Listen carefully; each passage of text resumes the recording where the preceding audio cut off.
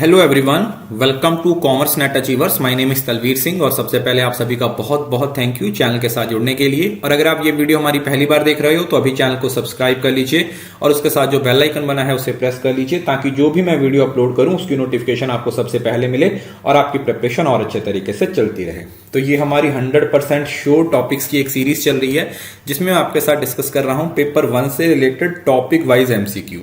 ये कुछ ऐसे एमसीक्यू हैं या कुछ ऐसे टॉपिक्स हैं जो हर बार आपको पेपर में पूछे जाते हैं। सो इस सीरीज को प्रॉपर्ली फॉलो कीजिए। इस सीरीज में हर वो चीज है जो आपको पेपर के पॉइंट ऑफ व्यू से इंपॉर्टेंट है। उसके साथ साथ आप अनअकैडमी पे सब्सक्रिप्शन ले सकते हो। तलवीर एस मेरा रेफरल कोड है। इस रेफरल कोड को यूज करोगे तो आपको 10% का डिस्काउंट मिल जाएगा। और आप अभी सब्सक्रिप्शन लेते हो तो डेफिनेटली आपको मेरे क्रैश कोर्सेज जो चल रहे हैं उसका पूरा एडवांटेज मिल जाएगा। उसके साथ साथ आप सभी बच्चे टेलीग्राम का चैनल जरूर ज्वाइन कर लीजिए, क्योंकि देखिए टेलीग्राम पे आपको हर क्लास की पीडीएफ मिल जाती है, आपको नोटिफिकेशन मिल जाती है और सबसे बड़ी बात आपको स्पेशल क्लास में एनरोलमेंट मिल जाती है। तो स्पेशल क्लासेस हैं वो अपने आप में बहुत इंपॉर्टेंट है, आप उनको जरूर से ज्वाइन करो। रिवाइज इंडिया में मैं शाम को 4 बजे हर रोज स्पेशल क्लास मेरी चल रही है। आप इस 4 बजे की स्पेशल क्लास को जरूर से एनरोल किया करो। अभी भी हमारी आज है जो हमारी रिसर्च की क्लास है, तो इसको जरूर से एनरोल कीजिए। और अभी मैराथन क्लासेस आने वाली हैं। इसके लिए सबसे बेस्ट आप यही है कि आप अनअकैडमी पे तलवीर सिंह फॉलो करके रखिए, नंबर 1 एजुकेटर। और उसके साथ साथ आप मेरी प्रोफाइल में जाइए, सी ऑल करोगे स्पेशल क्लासेस में, तो जितनी भी अपकमिंग क्लासेस हैं सारी क्लासेस को एनरोल कर लीजिए और अपनी पढ़ाई शुरू कर दीजिए। लास्ट 20-25 दिन की बात है। अभी जितनी मेहनत कर सकते हो, जितने एफर्ट्स कर सकते हो, उतना आप लोगों के लिए ही अच्छा रहेगा। तो आज हम कुछ ना फीचर्स की बात कर रहे हैं। जैसे हमने लास्ट टाइम पे फैक्टर्स की बात की थी ना टीचिंग इफेक्टिवनेस के लिए, तो आज हम बात करेंगे लर्नर्स कैरेक्टरिस्टिक्स के बारे में। कुछ क्वेश्चन है यहां पे हम समझने की कोशिश करते हैं।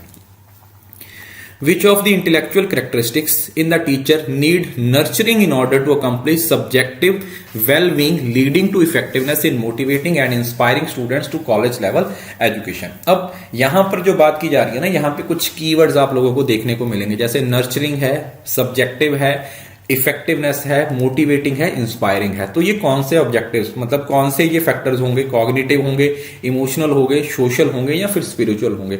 अब खुद समझने की कोशिश कीजिए कि यहां पर बच्चों को एक इमोशन के साथ टच किया जा रहा है, बच्चों के इमोशंस को टारगेट करने की कोशिश की जा रही है। ठीक है, कि अगर हम उनके इमोशंस को टारगेट करेंगे तभी तो बच्चे आगे बढ़ेंगे, तभी बच्चे आगे जाने की कोशिश करेंगे, तभी बच्चों को के अंदर वो एक इंप्रूवमेंट नजर आएगी जो हम देखना चाहते हैं। तो यहां पर जो इमोशन है वो इसका सही आंसर हो जाएगा। ये ना बहुत ज्यादा इस बार क्वेश्चन पूछे गए हैं कैरेक्टरिस्टिक्स के कारण। जैसे ये देखिए, which of the following characteristics in the classroom teaching behavior as given below will be classified as part of formative assessment? Formative assessment, अगर आपने मेरी कल की YouTube की वीडियो देखी है तो उसमें आपने देखा होगा मैंने formative assessment, summative assessment, NRT, CRT ये सारे टेस्ट आपको करवाए हैं। The teacher asks students to elicit classifications from students, specify the level of mastery, prompts and probes the students, pause for few seconds, ask the question, the teacher indicate performance criteria and give judgmental values। अब यहां पर ना formative की बात हो रही है। जब हम फॉर्मेटिव की बात करते हैं ना, तो एक चीज जो यहां पे आप लोगों को पहले ही समझ लेनी चाहिए थी, जो लास्ट है ना जजमेंटल, यहां पे कोई जजमेंट्स नहीं दी जाती। जजमेंट्स हमेशा सबमिटिव में होती है। तो ई ऑप्शन तो किसी भी तरीके से नहीं आएगा, ई ऑप्शन को आप डिलीट कर सकते हो। और जो लेवल ऑफ मास्टरी है ना, लेवल ऑफ मास्टरी वही स्टैंडर्ड है, this is also under summative, summative के अंडर आ जाता है। तो ए, सी और डी आ जाएगा। ठीक है, क्योंकि क्लासिफिकेशन फ्रॉम स्टूडेंट्स आता है वाइल मेकिंग प्रेजेंटेशन, और few seconds looks at student and ask question, ये भी हमारा सही आंसर हो जाएगा। So A, C and D is our right answer. Next, अब ये वाला सेम टॉपिक मैंने आपको YouTube पे करवाया है, maximum performance test. Maximum performance test कौन से होते हैं और टिपिकल रिस्पांस टेस्ट। अब ये दोनों टेस्ट को हमने डिटेल में समझा था अपने YouTube चैनल की एक वीडियो में, जो हमारा क्रैश कोर्स चल रहा है उसके अंदर। अगर आपने वो वीडियो नहीं देखा है तो जाके देखिए, आपको ये दोनों टॉपिक बहुत अच्छे तरीके से क्लियर हो जाएंगे। So maximum performance test are designed to assess the upper limits of the examinees knowledge and ability, and typical response are designed to measure the behavior and characteristics of the examinee। Obviously दोनों बातें सही बोली जा रही हैं। जो maximum performance test होते हैं वो आपकी इंटेलिजेंस को मेजर करते हैं। These are used for your intelligence, आपकी इंटेलिजेंस चेक करने के लिए यूज किए जाते हैं। और जो टिपिकल रिस्पॉन्स टेस्ट होते हैं ना, ये आपके बिहेवियर, ये आपके एटीट्यूड, ये आपके पर्सनैलिटी से रिलेटेड होते हैं। These are related with your personality, right, these are related with your personality.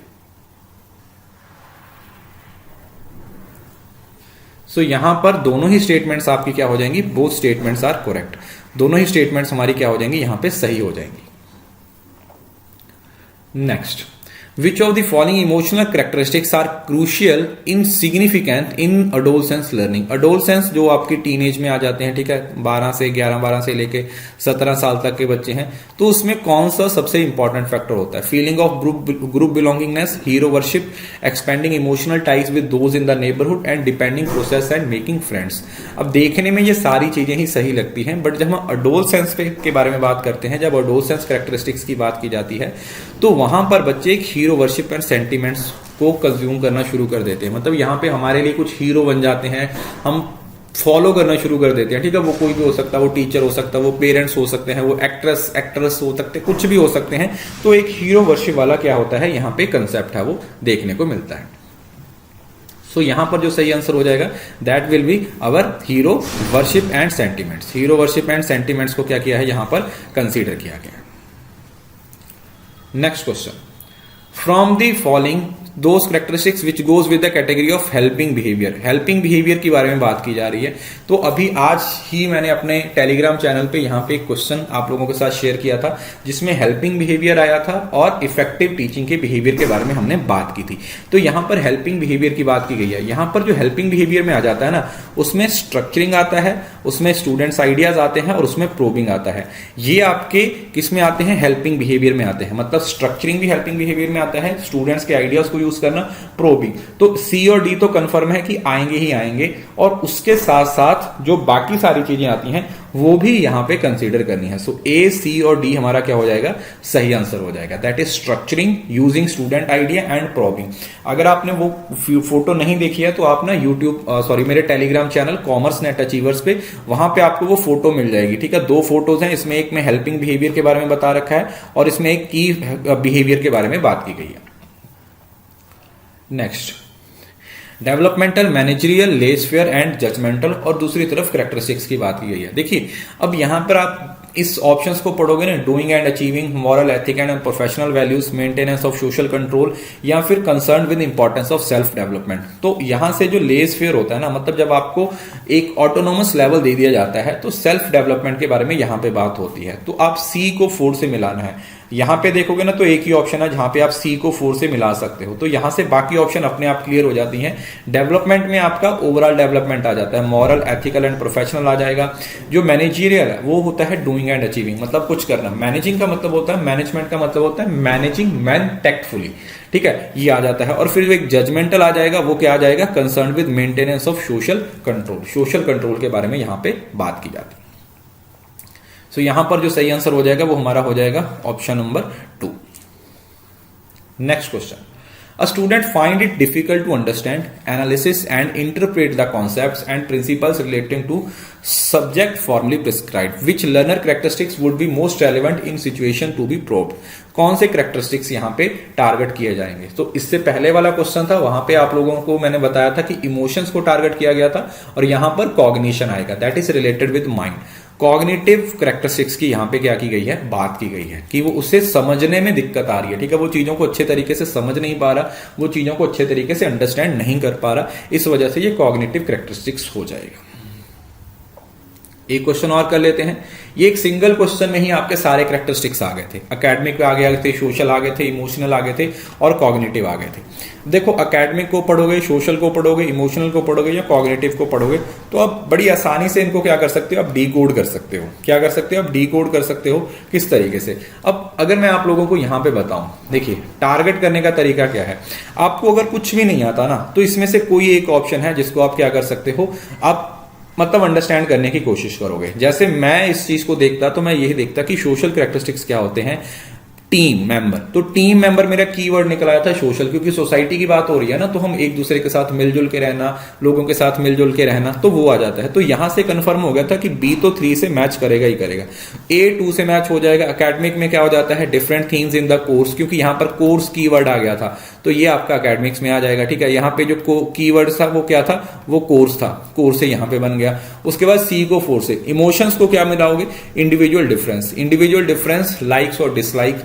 और लास्ट में क्या आ जाता है, जो आपका कॉग्निटिव आ जाएगा, वो क्या आ जाएगा, encode and decode most relevant message correctly, कि वो मैसेजेस को कितने रेलेवेंट तरीके से क्या कर सकता है, डिकोड कर सकता है। सो ये सारे कैरेक्टरिस्टिक्स, ठीक है, जो लर्नर के अलग अलग सेपरेट डिफरेंट तरीके के कैरेक्टरिस्टिक्स होते हैं, उसको बेस बना के क्वेश्चन यहां से आपसे पूछे जाते हैं। आई होप कि ये सीरीज आपको अच्छी लग रही होगी। ठीक है, ये सीरीज में आपको सारे क्वेश्चन मैं बहुत अच्छे तरीके से करवा रहा हूं। इसकी वीडियो की पीडीएफ आपको टेलीग्राम पे दे दूंगा, और अगर आप अनअकैडमी पे सब्सक्रिप्शन लेने में इंटरेस्टेड हो, then you can get subscription. Telegram channel सभी ज्वाइन कर लीजिए, कॉमर्स नेट अचीवर्स है। 50,000 चैनल के बाद, 50,000 सब्सक्राइबर के बाद वो प्राइवेट हो जाएगा।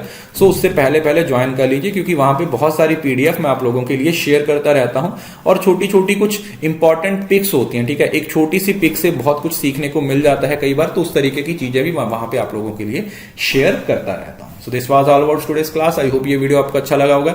वीडियो अच्छा लगा तो वीडियो को लाइक जरूर कीजिए, वीडियो के नीचे अपनी प्रीशियस फीडबैक है वो जरूर लिखिए, मुझे अनअकैडमी पे फॉलो कीजिए, और हाँ, इस वीडियो को शेयर करना ना भूलें, बिकॉज शेयरिंग इज केयरिंग।